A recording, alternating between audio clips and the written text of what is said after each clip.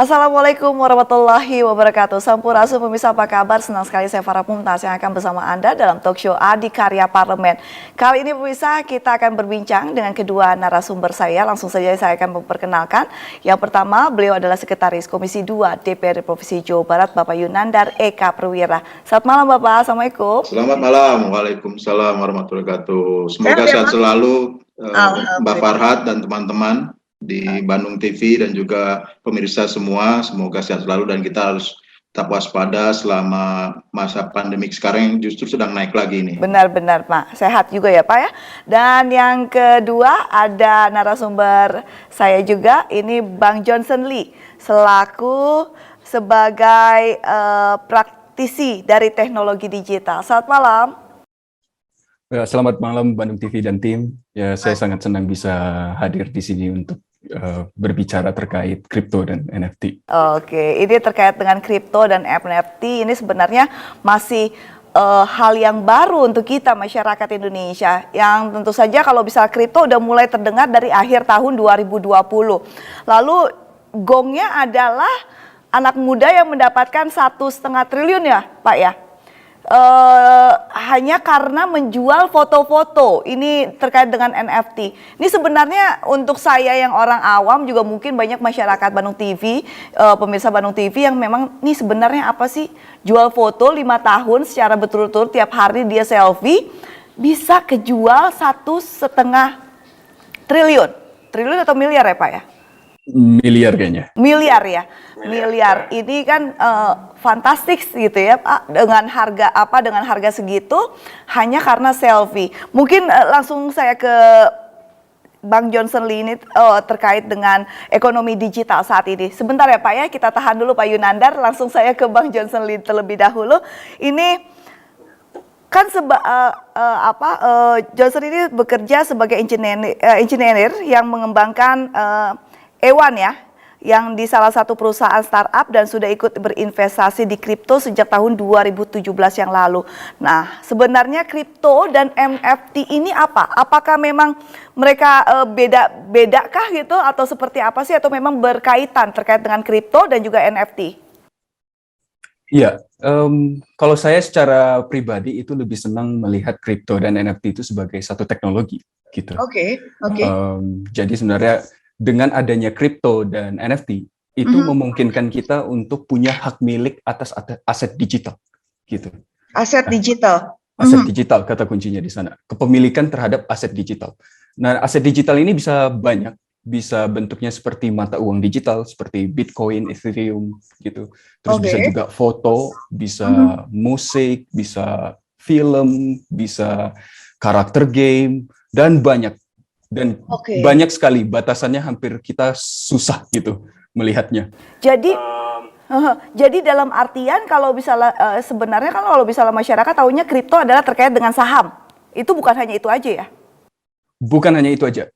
Ini kita kita punya satu teknologi yang memungkinkan kita itu punya kepemilikan terhadap aset digital gitu. Dan itu bisa berbentuk apapun. Aset digital itu bisa berbentuk apapun. Bisa seperti tanah digital yang yang ada di media sekarang, kayak misalkan ada tanah digital yang dijual sebesar 1 miliar gitu. Terus karakter game, terus juga ada karya seni digital tentunya, terus juga bisa musik, film dan sebagainya. Hanya kreativitas kita yang membatasinya gitu. Karakter game itu dalam artian yang memang original kan, maksudnya bukan seperti yang kita ketahui misalnya buatan Marvel atau kayak gitu-gitu. Karena itu jatuhnya ilegal atau memang dibolehkan? Iya, itu tergantung Marvelnya gitu. Kalau misalkan Marvelnya ingin aset mereka dijadikan NFT, itu bisa. Tapi memang kebanyakan yang bereksperimen atau membangun bisnis di NFT ini kebanyakan startup kecil gitu, atau pemuda-pemuda atau anak-anak muda yang sangat kreatif yang mau mencoba dan bereksperimen melihat sampai mana NFT ini bisa membawa mereka. Wow, oke. Ini berarti agak-agak sedikit rancu ya, batasannya agak-agak sedikit rancu karena memang itu di luar nalar kadang-kadang. Nah, kalau Pak Yunandar sendiri melihatnya gimana Pak? Untuk yang anak-anak milenial dengan segala macam eksperimennya mereka bisa mengeksplor gitu ya Pak. Tapi kan di satu sisi ini kita melihatnya masih rancu, Pak. Ini bener nggak sih dunia seperti ini? Karena yang untuk misalnya masyarakat tahu ya, uang itu yang dipegang, yang dilihat ya bisa diperjualbelikan kan seperti itu kan. Nah, Pak Yunanur melihatnya seperti apa nih? Jadi uang itu harus yang diterawang dan ini ya.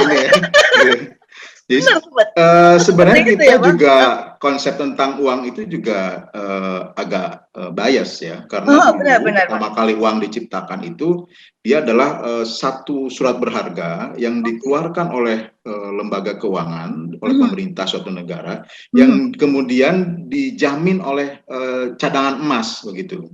Ini awal-awalnya begitu konsepnya. Jadi setiap uang dikeluarkan ada emas yang disimpan di bank sentral. Artinya apa? Artinya uang itu adalah senilai emas. Nah, tapi kemudian berubah. Pada akhirnya negara-negara yang tergabung dalam kesepakatan dunia tentang uang itu kemudian tidak melaksanakan itu. Jadi zaman sekarang itu uang itu bukan berupa bernilai emas, tidak lagi. Itu hanya sebuah surat begitu berharga ya yang dikeluarkan oleh pemerintah yang kemudian dijamin. Jadi seakan-akan dijamin, bukan dijamin betulan karena tidak ada emasnya di sana. Dan kemudian masyarakat percaya untuk menggunakan itu sebagai alat transaksi begitu. Jadi kalau kita lihat itu uang $100 misalnya gitu ya, itu kan kalau kita beli itu senilai mungkin sekarang 1,5 juta. Padahal nilai produksinya itu hanya sekitar 4 sen dolar saja. Jadi bayangkan betapa untungnya itu negara Amerika ketika dia mengeluarkan uang dolar baru kemudian dibeli oleh orang Indonesia begitu, kita harus mengeluarkan 1,5 juta rupiah padahal nilainya hanya 4 sen dolar ketika dia dicetak itu. Nah, ini sebenarnya logika yang sama ketika ada uang digital itu sama persis. Orang itu membeli aset uang digital itu karena satu kepercayaan, ada penjamin di sana yang menyatakan bahwa ini bisa digunakan untuk bertransaksi. Itu menurut pandangan saya, bisa jadi salah nih. Nanti Bang Yusron menyampaikan lebih detail. Nah, kemudian apa yang kemudian dijadikan sebagai jaminan itu? Ya tentu saja kesepakatan bersama. Dan sekarang teknologinya memang sangat menjamin untuk itu, begitu kan? Ada yang namanya blockchain, begitu. Teknologi blockchain yang digunakan oleh Bitcoin ini itu bisa kemudian memastikan bahwa uang digital itu bisa diterima oleh semua orang di seluruh dunia pada waktu yang sama dengan nilai yang sama. Nah, itulah kemudian memudahkan uang digital itu sekarang menjadi lebih umum begitu, lebih bisa ditransaksikan. Bahkan suatu saat ini bisa jadi akan menjadi mata uang kita bersama. Nah, ini yang kemudian harusnya negara paham.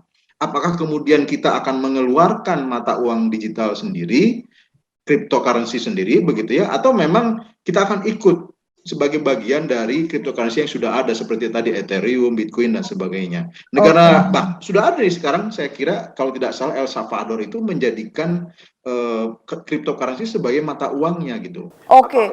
Tapi kan kalau bisa tidak salah juga itu akhirnya salah perhitungan ya Pak. Akhirnya mereka menjadi krisis ekonomi.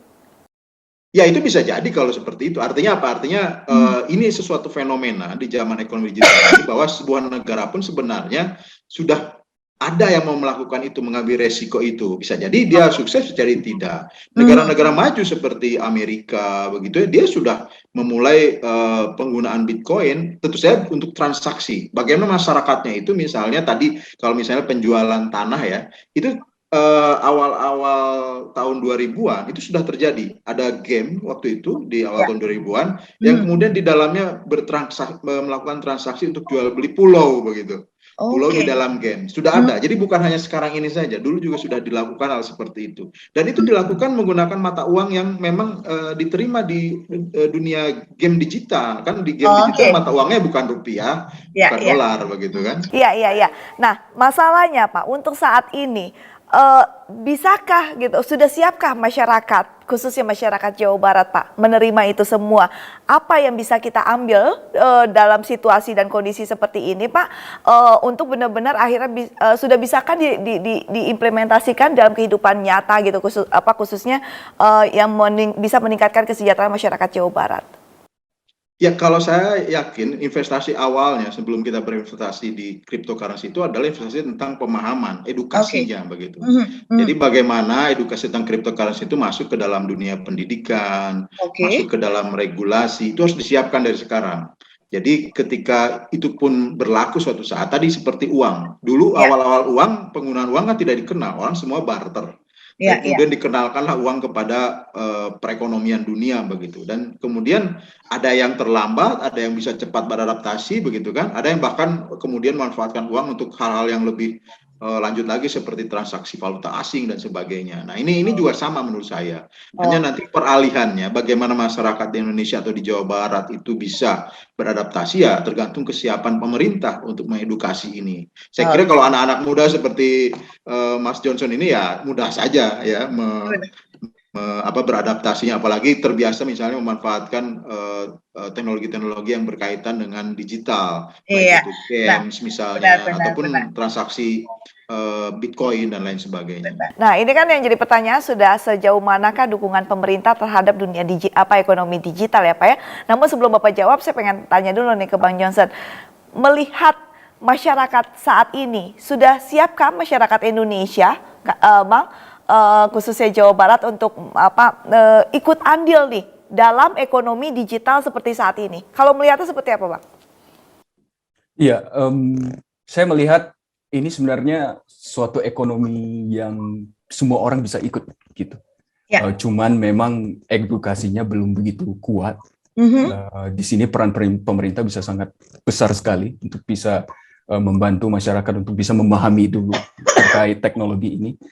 Dan biasanya yang sudah berkecimpung itu adalah orang-orang yang mau belajar sendiri gitu, yang mencari tahu di artikel-artikel di luar sana, website-website di luar sana. Dan contohnya itu di Gozali, saya bisa melihat Gozali ini orang yang senang membaca dan dia tahu karakter dari NFT kripto itu di luar itu gimana, dan dia play the game really well gitu.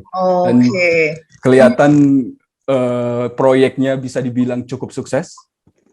Dan kita bisa dibilang bangga, itu menjadi salah satu contoh bagus untuk anak-anak muda lainnya untuk bisa bereksperimen dan coba membangun bisnis di sini gitu. Karena saya melihat ini the next digital revolution itu akan ada di sini gitu.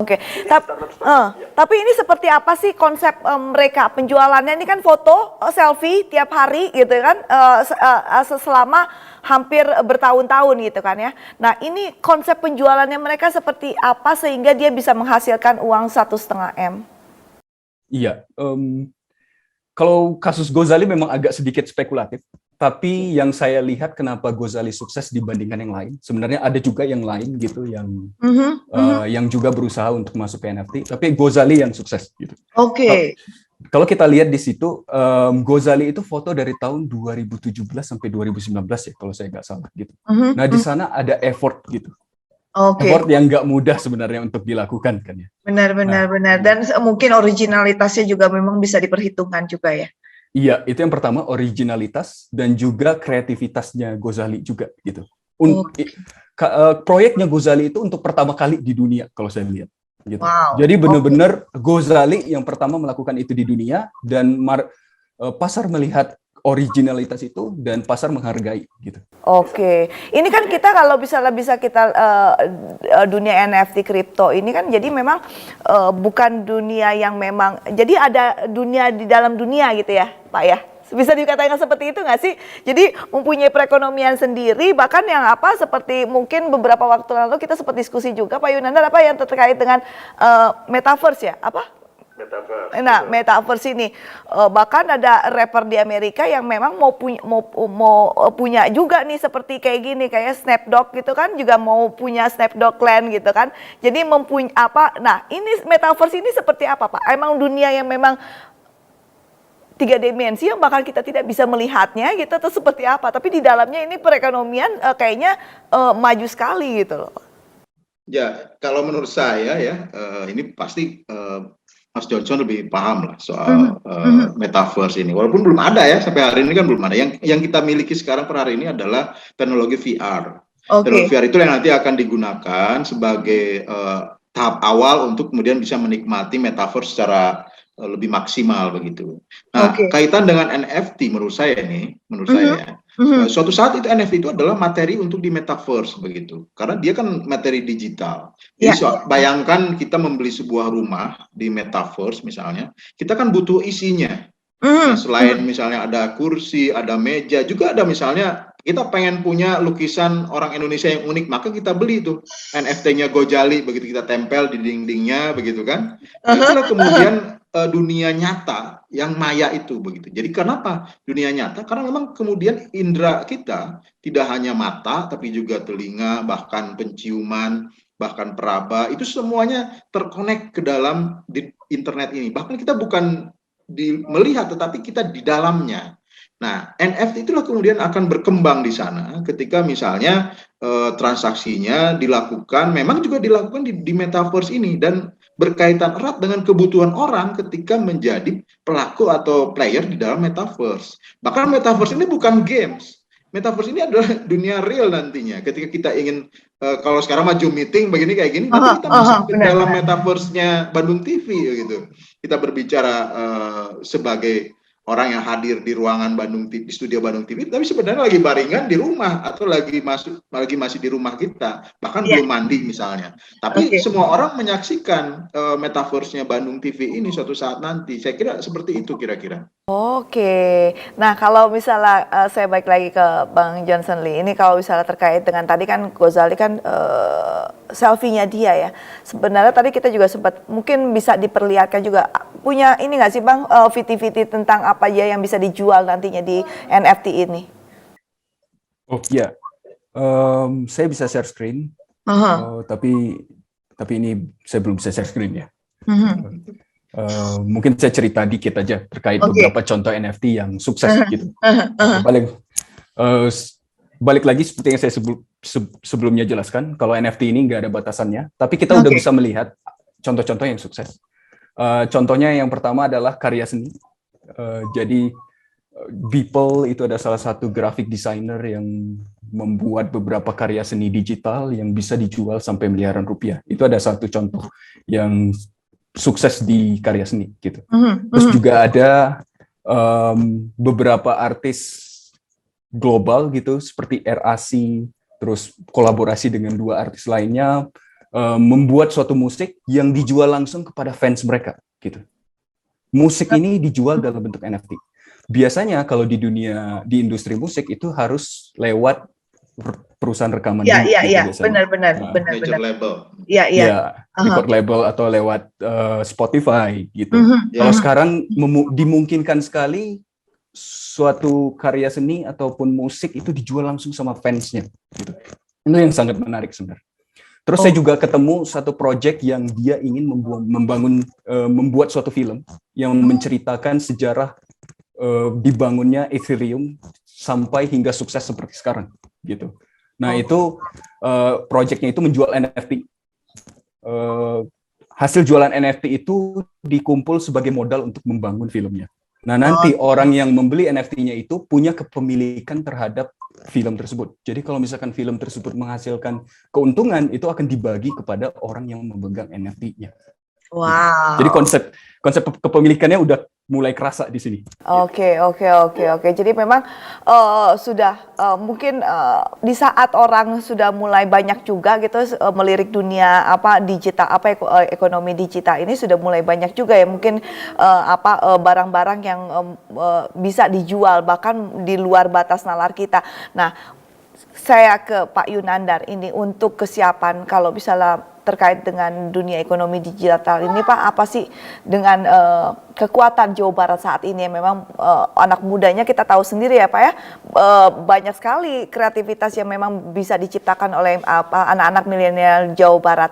Bapak melihatnya seperti apa Pak ke depannya? Apa yang bisa mungkin dijual untuk dari anak-anak Jawa Barat ini?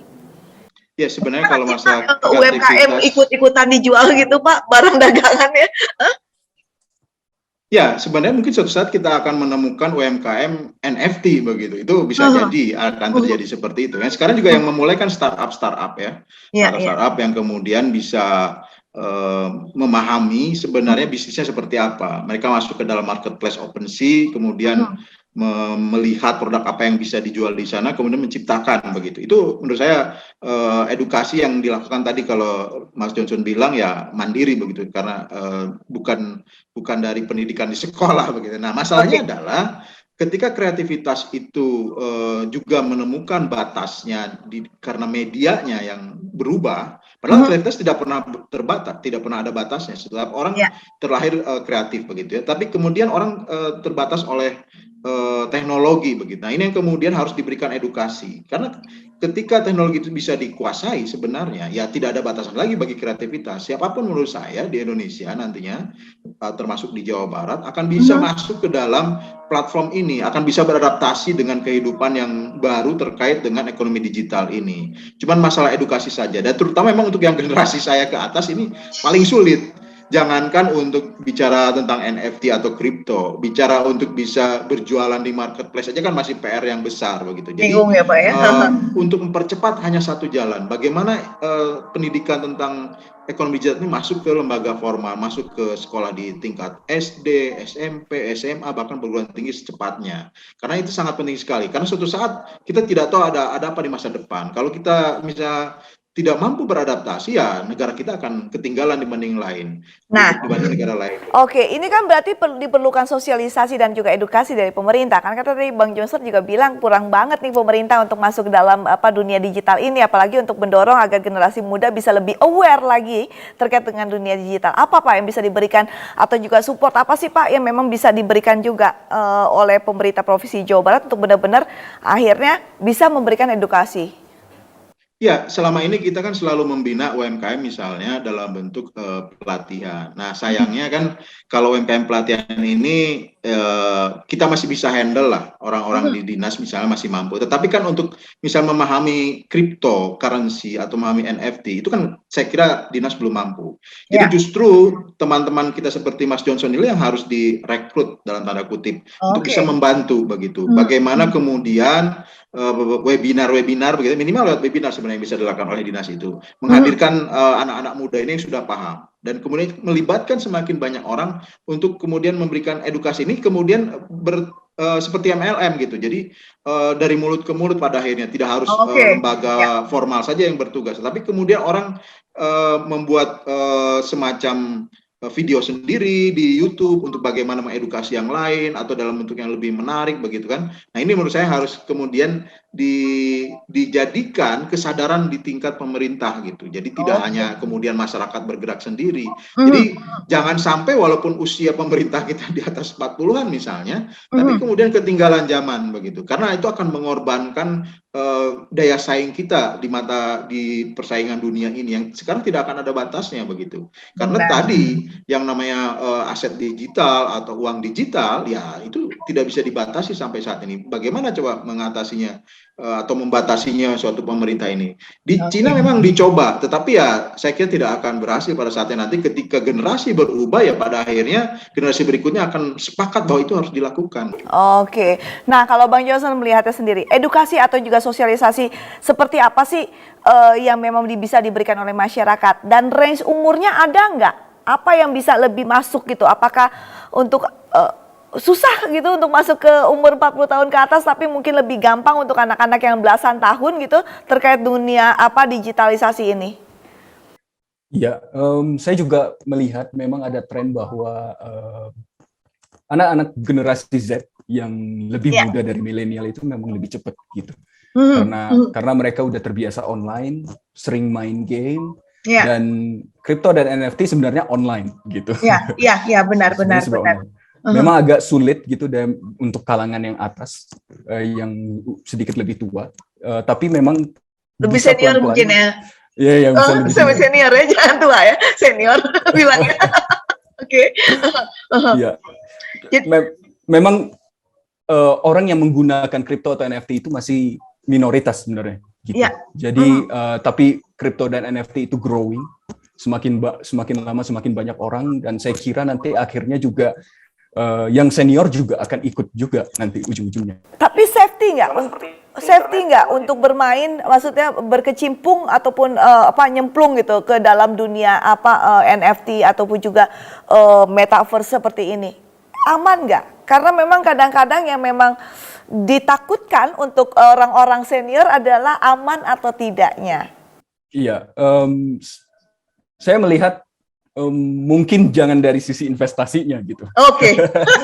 Ya, mungkin kita ingin, misalkan kita sedang fans dengan satu artis, Ya. kita sangat senang dengan artis ini, sangat fans, terus artis ini mengeluarkan NFT yang mana kayak kita membeli karyanya, itu bisa jadi satu contoh bahwa kita mendukung artis tersebut gitu. Oke. Dengan membeli NFT-nya. Itu bisa jadi satu contoh konkret yang sebenarnya udah terjadi saat ini gitu. Oke, jadi memang untuk saat ini apa yang memang terjadi dalam dunia NFT, kripto, itu memang orang yang memang benar-benar mempunyai interest yang lebih ya? Iya, benar sekali. Memang orang yang berusaha untuk mencari tahu sendiri, membaca artikel-artikel dalam bahasa Inggris, masih sangat kurang sekali artikel dalam bahasa Indonesia, ataupun video bahasa Indonesia masih kurang. Mungkin nanti seiring berjalannya waktu bakal ada influencer baru atau YouTuber yang mau mendedikasikan dirinya untuk memberikan edukasi kepada masyarakat. Oke. Iya, ini jadi memang kita perlu perjalanan panjang sekali ya Pak ya dalam nantinya gitu untuk akhirnya pemerintah bisa melihat ini secara secara lebih jelas lagi untuk keuntungan masyarakatnya, karena untuk saat ini yang namanya NFT atau itu ini memang belum bisa dipaksakan untuk masyarakat saat ini. Seperti apa Pak Yunandar? Ya, kuncinya adalah bagaimana pemerintah menyediakan perlindungan ya. Jadi agar masyarakat yang kemudian terlibat itu tidak mengalami kerugian atau tidak ditipu dan lain sebagainya. Dan perlindungan yang pertama adalah edukasi. Bagaimana kemudian semua memahami ketika mereka melakukan atau aktif sebagai pelaku cryptocurrency misalnya, apa resiko yang akan terjadi dan apa yang harus dilakukan ketika mereka mengalami hal yang tidak diinginkan begitu, dan pemerintah harus hadir di sana. Nah itu bentuknya harus regulasi saya kira, dan sampai hari ini kan belum ada. Jadi bentuknya memang ada terkait undang-undang digital itu kan perlindungan tentang sudah ada yang terkait digitalnya, tetapi tidak khusus terkait dengan masalah NFT yang pasti akan terus ada semakin banyak ke depannya, apalagi metaverse. Ini ya kita harus siap gitu. Apakah memang nanti harus ada polisinya metaverse begitu ya, seperti polisi digital sekarang di yang dunia nyata. Ini kan beda lagi nanti kondisinya dan kemudian teknologinya. Oke, baik. Itu harapan kita semua. Jadi memang kita harus bisa mengikuti perkembangan zaman intinya ya Pak ya. Apapun itu mau tidak mau yang namanya dunia teknologi ini kan selalu berkembang gitu, dan memang ini tidak ada batasannya. Nah, mungkin sebelum kita closing ada yang ingin disampaikan dari Bang Johnson terlebih dahulu. Silakan Bang. Ya, saya mengencourage anak muda untuk mulai memahami kripto, karena ada stigma yang bilang kripto itu nggak ada nilainya gitu, hanya cuman spekulasi. Jadi lumayan banyak anak muda yang enggan masuk kripto. Padahal di sini ada sesuatu revolusi digital yang sebenarnya udah kita lihat di sosial media, di internet, yang sebenarnya udah kelihatan gitu. Dan kelanjutannya ini ada di NFT dan kripto. Jadi saya mengencourage anak muda untuk masuk ke sini, mempelajari terutama, dan bereksplor apa yang bisa mereka bangun sebagai suatu karya dan bisa sukses juga di sini gitu.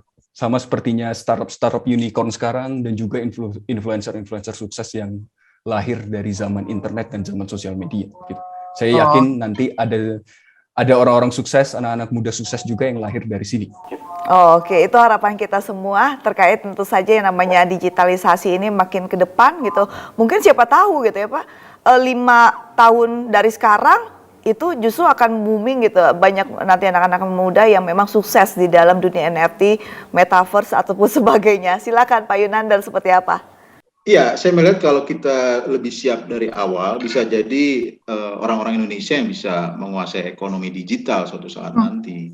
Seperti sekarang kalau kita lihat ya dari cryptocurrency itu, mungkin orang terkejut sebenarnya siapa sih misalnya produsen utama cryptocurrency ya. Kalau lihat dari penambangnya justru sekarang mungkin nomor 1 Amerika, nomor 2 Kazakhstan begitu ya.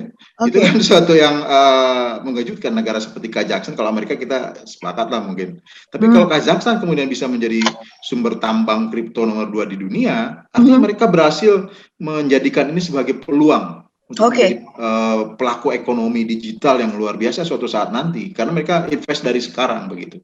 Dan saya kira itu yang harus dilakukan oleh pemerintah Indonesia dan maupun pemerintah Jawa Barat. Kita harus bersiap diri, mempelajari, kemudian juga membangun satu konsep regulasi, membangun kebijakan, dan termasuk tadi yang paling penting adalah bagaimana mengedukasi masyarakat, bagaimana ini masuk ke dalam bagian dari sistem pendidikan agar kita siap nanti, karena tidak bisa dihindari hal yang seperti ini. Kemajuan teknologi itu ya seperti sosial media, pada akhirnya kita hanya bisa menjadi bagian dari masyarakat sosial media, bukan menjadi orang atau lembaga yang menentukan ke arah mana sosial media itu bergerak. Nah, sama halnya dengan cryptocurrency, NFT, atau nanti mungkin metaverse. Oke, jadi memang intinya kita harus menyiapkan diri kita ya Pak ya, dari sekarang, karena apapun itu ya namanya digitalisasi akan selalu, seperti tadi yang saya bilang, akan selalu maju ke depan, dan mau tidak mau kita harus mengikuti perkembangan zaman seperti apapun nantinya itu gitu. Walaupun kadang-kadang kalau misalnya dalam bayangan saya kali ini seperti